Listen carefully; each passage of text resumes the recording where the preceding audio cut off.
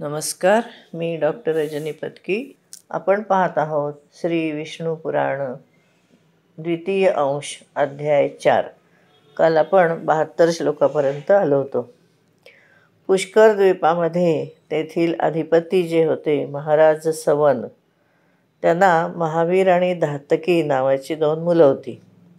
त्यामुळे त्या 2 मुलांच्या नावाप्रमाणे महावीर खंड आणि धातकी खंड असे 2 वर्ष तिथे होती. त्यामध्ये मानसोत्तर नावाचं 1 वर्ष पर्वत होता. तो मध्यभागी होता, वलयकार स्थित होता आणि 50 सहस्र योजन उंच आणि तेवढाच गोलाकार असा तो पसरलेला होता. हा जो पर्वत होता तो पुष्कर द्वीपरूप गोळ्याला, म्हणजे गोल जो असतो त्याला जणू काही मधोमध असं विभक्त करतोय असं वाटत होतं. आणि त्यामध्ये 2 वर्ष त्यामुळे त्याचे होते आणि दोन्हीकडे तो पर्वत वलयाकार होता. तिथले जे लोक होते त्यांना रोग, शोक, राग, द्वेष वगैरे काय नव्हतं आणि ते 1000 वर्ष जिवंत राहत होते. हे द्विज, त्यामध्ये उत्तम मध्यम उत्तम किंवा अधम आणि वध्यवद्धक म्हणजे असं विरोधी भाव काय नव्हते. त्यांच्यामध्ये ईर्ष्या, असूया, भय, द्वेष, लोभ वगैरे दोषसुद्धा त्यामध्ये नव्हते. महावीर वर्ष हे मानसोत्तर पर्वताच्या बाहेरच्या बाजूला आणि धातकी खंड हा आतल्या बाजूला आहे. त्याच्यामध्ये देव आणि दैत्य तिथे राहतात. 2 खंडांनी युक्त असं हे जे पुष्कर द्वीप आहे त्याच्यामध्ये सत्य आणि मिथ्या असे व्यवहार होत नाहीत. त्याच्यामध्ये पर्वतही नाहीत आणि नद्या पण नाहीत. तिथले जे माणसं आहेत ते देवगणांच्या प्रमाणे वेश आणि समान रूपाचे होते, म्हणजे देवांसारखे दिसतात म्हणा. हे मैत्रेय, वर्णाश्रम तिथे नव्हता. नंतर काम्यकर्म पण तिथे होत नव्हती. वेदत्रयी, कृषी म्हणजे शेती, दंडनीती आणि शुश्रूषा हे पण त्या ठिकाणी नव्हतं. पण म्हणून ती भूमी म्हणजे जणू काही पृथ्वीवरचा स्वर्ग आहे असं वाटतंय. हे मुने, त्या महावीर आणि धातकी खंडामध्ये वेळ जो होता म्हणजे काळ, आपण ऋतू वगैरे मोजतो तो सुखदायक होता आणि जरा रोग वगैरे तिथं काय नव्हते. पुष्कर द्वीपामध्ये ब्रह्मदेवाचं उत्तम असं स्थान आहे. एक नग्रोध वट आहे, म्हणजे वडाचं झाड आहे, नग्रोध वृक्ष. तिथं देवता आणि दानव हे यांनी पूजा केलेले ब्रह्मदेव राहतात. पुष्कर द्वीप 4 बाजूला आपल्यासारखेच मोठे विस्तार असणारे पाण्याचा समुद्राने वेढलेला होता, म्हणजे त्या ठिकाणी पाण्याचा समुद्र होता. अशा प्रकारे 7 द्वीप 7 समुद्रांनी घेरलेले आहेत आणि त्यांना घेरणारे जे समुद्र आहेत म्हणजे त्याच्या भोवती असणारे ते परस्पर समान आहेत आणि उत्तरोत्तर दुप्पट होत जातात. सगळ्या समुद्रामध्ये समान जल राहतं, त्याच्यामध्ये कधी न्यूनता किंवा अधिकता होत नाही. हे मुनिश्रेष्ठ, भांड्यातलं पाणी जसं अग्नीच्या संयोगाने उकळतं त्याप्रकारे चंद्राच्या कलांच्या प्रमाणे त्या जशा वाढतात तसं समुद्राचं जल वाढतं आणि शुक्ल आणि कृष्ण पक्षामध्ये चंद्राच्या उदयाने अस्ताप्रमाणे ते कमी अधिक न होता वाढतं आणि कमी होतं, म्हणजे त्याला भरती ओहोटी येते. हे महामुने, समुद्राच्या पाण्याची भरती आणि ओहोटी 510 अंगुळा एवढी होते, म्हणजे तेव्हासुद्धा त्यांनी भरती ओहोटी मोजलेली होती, किती उंच लाटा येतात किंवा काय किंवा किती लांब येतात ते. हे विप्र, पुष्कर द्वीपामध्ये संपूर्ण प्रजा ही अगदी प्रयत्न न करता आपलं आपण त्यांना जेवण मिळत असे आणि ते षड्रसयुक्त भोजन ते करत असत. तिथं तो जो समुद्र होता तो गोड्या पाण्याचा होता किंवा आहे म्हणा, आणि त्या ठिकाणी 4 बाजूला निवास नव्हता. आणखीन तिथे कुठलाही जीवजंतू त्या ठिकाणी नव्हता आणि त्यामुळे तिथे सुवर्णमय भूमी अशी दिसत होती. तिथं 10,000 योजन विस्तार असणारा लोकालोक पर्वत आहे. तो पर्वत उंचीने पण तेवढाच सहस्र योजने आहे.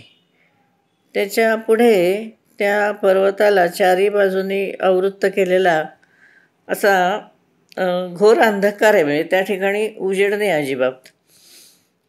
तो अंधकार चारी बाजूने ब्रह्मांड वेष्टनाने आवृत्त आहे. हे महामुने, त्याच्यासहित द्वीप, समुद्र आणि पर्वतादियुक्त सगळं भूमंडल जे आहे ते 50 कोटी योजन विस्ताराचं आहे. म्हणजे त्यावेळेला पृथ्वीचं मोजमाप केलेलं होतं असं दिसतंय. हे मैत्रेय, आकाशादी समस्त भूत जे आहेत म्हणजे महाभूत, त्याच्यापेक्षा अधिक गुण असणारी जी पृथ्वी आहे ती संपूर्ण जगाला आधारभूत आहे आणि त्याचं पालन आणि उद्भव करणारी अशी आहे. या ठिकाणी हा 4था अध्याय संपतो. याच्यामध्ये 97 श्लोक आहेत. 5व्या अध्यायामध्ये सप्तपाताळांचं वर्णन आहे. श्री पराशरजी म्हणाले, हे द्विज, मी तुम्हाला जो पृथ्वीचा विस्तार सांगितला त्याची उंची 70 सहस्र योजन अशी आहे. हे मुनिसत्तम, अतल, वितल, नितल, गभस्थिमान, महातल, सुतल आणि पाताल हे 7 जे आहेत त्यामध्ये प्रत्येकजण 10,000 योजन एकमेकांपासून दूर आहे. हे मैत्रेय, सुंदर महालांनी सुशोभित अशा तिथली जमीन शुक्ल, कृष्ण, अरुण आणि पीतवर्णाची आणि तिथं खडे असणारी शर्करामयी म्हटले त्यांनी, बारीक बारीक खडे असणारी आणि पत्थराची म्हणजे दगडी आहे आणि सुवर्णमयी आहे. म्हणजे त्या ठिकाणी आपण डब्बर म्हणतो की नाही, किंवा असे खडी म्हणतो, त्या खडीची एक जमीन आहे, एक दगडाची आहे आणि एक सुवर्णमय आहे. हे महामुने, त्याच्यामध्ये दानव, दैत्य, यक्ष, मोठे मोठे नाग वगैरे अनेक जाती त्या ठिकाणी राहतात. एकदा नारदांनी पाताळ लोकातून आले ते आणि स्वर्गाला गेले आणि म्हणाले की म्हणजे तिथे जे निवासी आहेत त्यांना ते म्हणाले की पाताळ लोक हा स्वर्गापेक्षा अधिक सुंदर आहे. तिथे नागगण जे आहेत त्यांचे जे आभूषणं आहेत त्याच्यामध्ये प्रभायुक्त आल्हादकारी अशी शुभ्र रत्न जोडलेली आहेत की त्या पाताळासारखं दुसरं सुंदर असं काही नाही. त्या ठिकाणी दैत्य, दानव यांच्या कन्या ज्या आहेत त्या अतिशय सुशोभित अशा असतात आणि पाताळ लोकामध्ये कोणत्याही म्हणजे माणसाला त्या ठिकाणी प्रीती होईल असं वाटतं, इतकं ते सुंदर आहे. तिथं दिवसाची सूर्यकिरणं ही फक्त प्रकाश करतात, तिथं घाम येत नाही. आणि रात्रीची चंद्रकिरणं शीत नाही आहेत, पण फक्त चांदणं असं, म्हणजे एकदम प्रसन्न असं तिथं वातावरण आहे. तिथे भक्ष्य, भोज्य, महापान वगैरे म्हणजे खूप प्रकारची सरबतं वगैरे आणि खूप खाणं पिणं असं आहे. आणि त्यामुळे साप आणि दानव वगैरे त्यांचा वेळ कसा जातो ते कळत नाही. तिथं सुंदर वनं आहेत, नद्या आहेत, रमणीय सरोवर आहेत आणि कमळांची वनं आहेत आणि त्या ठिकाणी कोकिळा मधुर मधुर आवाज करतात आणि आकाश खूप मनोहर असं आहे. आणि हे द्विज, तिथं पाताल निवासी दैत्य, दानव किंवा नागगण हे अतिशय स्वच्छ अशी आभूषणं वापरतात, सुगंधमय अनुलेपन करतात. म्हणजे आपण कॉस्मेटिक्स खूप आहेत तिथे, आपण वेगवेगळे आता परफ्युम्सची वगैरे टी व्हीवर जाहिरात असते ना, तर त्या ठिकाणी सुगंधमय असं अनुलेपन तिथेही करत होते.